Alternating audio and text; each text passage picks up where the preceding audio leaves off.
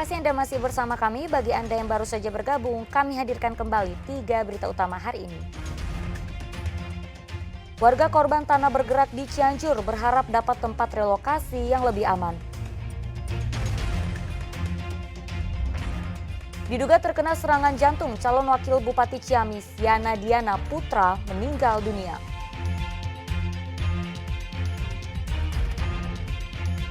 Penyelundupan sabu-sabu di lapas kelas 2B Indramayu terbongkar. Diduga ada keterlibatan pegawai lapas.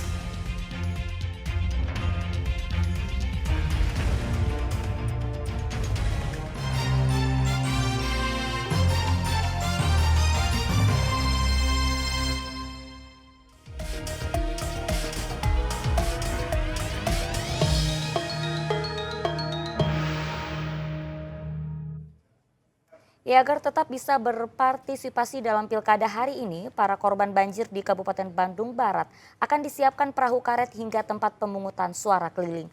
Hal itu disampaikan PJ Gubernur Jawa Barat saat meninjau banjir di wilayah Dayakolot pada Senin kemarin. Meski berangsur surut, banjir di wilayah Dayakolot, Kabupaten Bandung patut diwaspadai. Sebab banjir bisa kembali tinggi jika curah hujan tinggi dan sungai Citarum meluap. Hal itu dapat mengganggu pelaksanaan pilkada serentak yang akan digelar 27 November hari ini.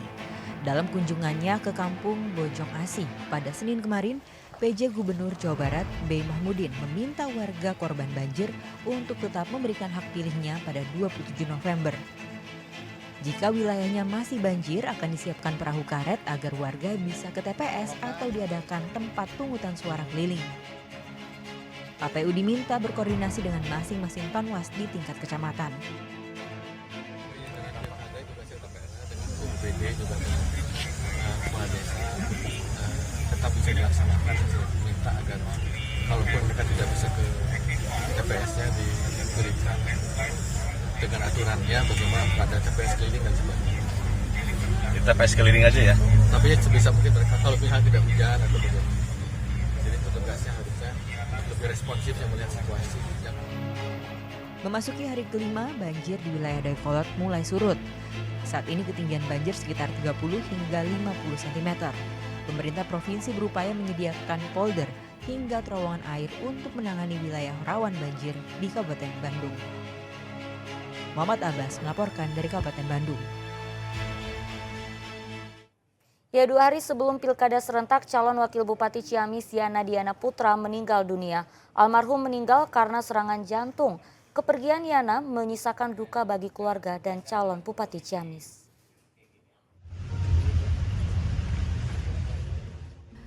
Senin 25 November 2024. Calon Wakil Bupati Ciamis 2024 Yana Diana Putra meninggal dunia. Sebelumnya, almarhum dibawa ke Rumah Sakit Santo Baromeus, Kota Bandung pada Senin pagi karena mengalami sesak nafas. Namun saat menjalani pemeriksaan, pria yang juga menjabat sebagai Wakil Bupati Ciamis dinyatakan meninggal karena serangan jantung. Serangan jantung. Jam berapa? Itu jam berapa, Pak? Jadi meninggalnya jam berapa? Kalau dari kalau ke sampai jam 7. Jam 7 ya. Awalnya ada ini nggak Pak? Keluhan Ada sesak dulu sebelumnya. Jenazah Yana pun dibawa ke rumah duka di Ciamis.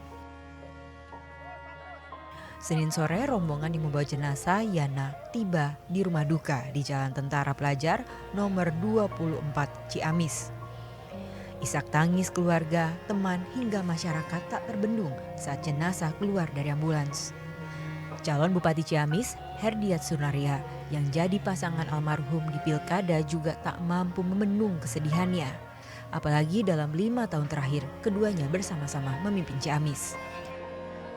Ada kehilangan sebagai sosok seorang sahabat maupun kehilangan sebagai sosok seorang anak ataupun kehilangan sebagai sosok rakyat yang pernah dipimpin oleh beliau. Dan aku yakin ketika perhelatan politik hari ini karena hanya ada satu calon kepemimpinan, beliau adalah pemenang sebenarnya, dan beliau adalah pemenang sejati hari ini karena Allah Maha tahu tentang kebaikan untuk beliau. Usai dimandikan di rumah duka, jenazah lalu disalatkan di Masjid Agung Ciamis. Warga datang berbondong-bondong menyalatkan jenazah. Jenazah lalu dibawa ke Jela Ciamis, tempat pemakaman keluarga yang berjarak 5 km dari rumah almarhum. Pemakaman pun penuh dengan warga yang ingin mengantarkan almarhum ke tempat peristirahatannya terakhir. Tangis keluarga pun terus mengalir saat jenazah masuk ke liang lahat. Termaksud Herdiat Sinariat, pasangan almarhum dalam Pilkada Bupati Ciamis. Kepergian Yana Diana Putra bisa dikatakan mendadak, mengingat almarhum meninggal 2 hari sebelum Pilkada serentak digelar. Tadi malam saja masih berkomunikasi dengan saya via telepon, kemudian yang didiskusikan, beliau menyatakan sedang di luar kota dan dari suaranya sehat-sehat saja, seperti yang tidak sakit. Nggak ada tanda-tanda berarti? Tidak ada tanda-tanda. Sebelumnya, kader Partai Amanat Nasional ini merupakan calon wakil bupati petahana dalam Pilkada Ciamis 2024. Ia kembali maju bersama Herdiat Sinariat yang juga calon bupati petahana Ciamis. Kegiatan terakhir keduanya adalah kampanye akbar yang digelar pada Sabtu lalu. Saat itu, Yana Diana Putra dalam kondisi sehat karena berorasi dan bernyanyi di atas panggung. Muhammad Rizal, Eko Setiabudi melaporkan dari Kota Bandung dan Ciamis.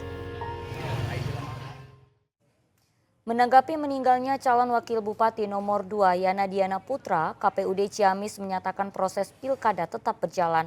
Foto almarhum Yana Diana Putra tetap terpasang pada surat suara. Hal itu disampaikan Ketua KPUD Ciamis pada Selasa kemarin. Selain tetap memakai foto almarhum Yana dalam surat suara, mekanisme penggantian dilakukan setelah proses pemilu selesai. Jika pasangan Herdiat Yana dinyatakan lolos, barulah partai politik pengusung mencari pengganti almarhum. Diketahui Pilkada Ciamis hanya ada calon tunggal, pasangan Herdiat Yana. Hal ini sesuai dengan pasal 54 ayat 7 dan 8 Undang-Undang Nomor 10 Tahun 2016. Jika ada calon kepala daerah yang meninggal dunia dalam kurun waktu kurang dari 29 hari pemungutan, tidak ada mekanisme penggantian, sehingga pasangan calon tetap mengikuti pemilihan sebagaimana yang tercantum dalam surat suara. Terkait dengan penyelenggaraan pemilihan Bupati dan Wakil Bupati Ciamis tahun 2024, tidak melakukan atau tidak dapat melakukan mekanisme atas proses penggantian calon yang meninggal dunia dimaksud. Sehingga pasangan calon yang ada saat ini sebagaimana tertuang dalam surat suara tidak berubah atau tetap berlaku.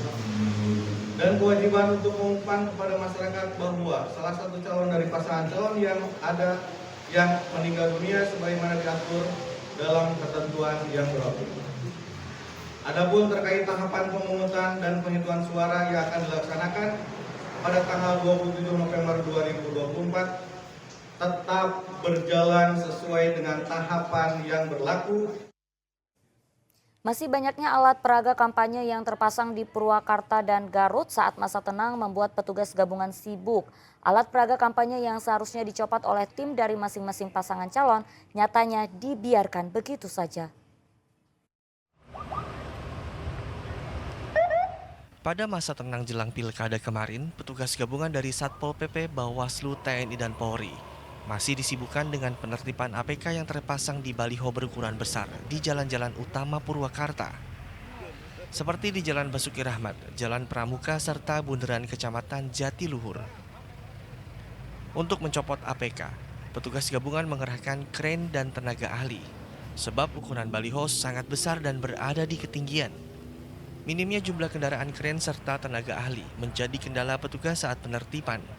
Selama masa tenang, petugas gabungan telah menertibkan 4.652 APK.